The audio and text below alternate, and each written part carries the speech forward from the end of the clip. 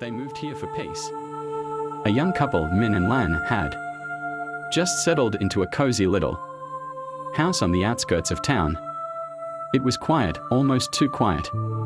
A picture-perfect suburb with trimmed hedges, polite neighbors, and birdsong in the morning.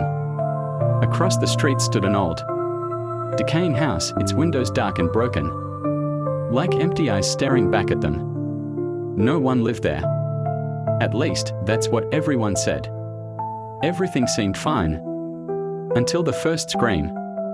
It happened around 2 a.m. A sharp, blood-curdling scream pierced the silence, waking Lan in a panic.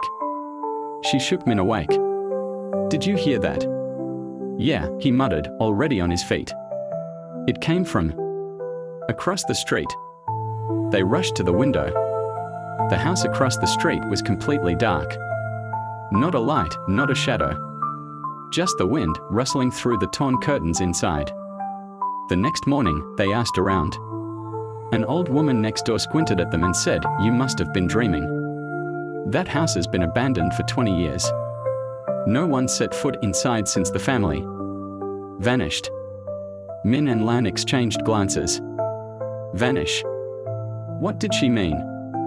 But that night and the next, the screams returned. Louder. Closer. It was always around the same time. Always from the same place. Finally, curiosity, mixed with fear, got the better of them.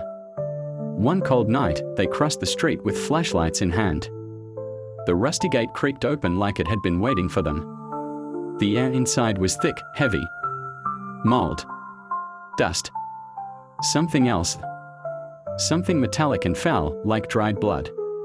"Let's just look around and leave," Lan whispered, gripping Min's hand tightly. Room after room. They found nothing but decay. Cobwebs. Collapsed furniture. Silence. Until they reached the basement. There was a door, locked, but not for long. Min broke the rusted latch with a kick. The door swung open. Inside was a small room. Almost empty, except for a table, a few torn photographs, and a dusty old TV that was somehow on. The screen flickered. A shaky video began to play.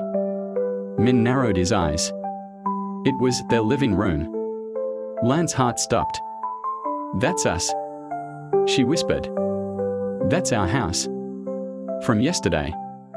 They watched in stunned silence as the footage showed them laughing, talking, completely unaware they were being recorded. "Who the hell filmed this?" Min muttered. "This angle. It's from inside our house." Suddenly, the footage changed.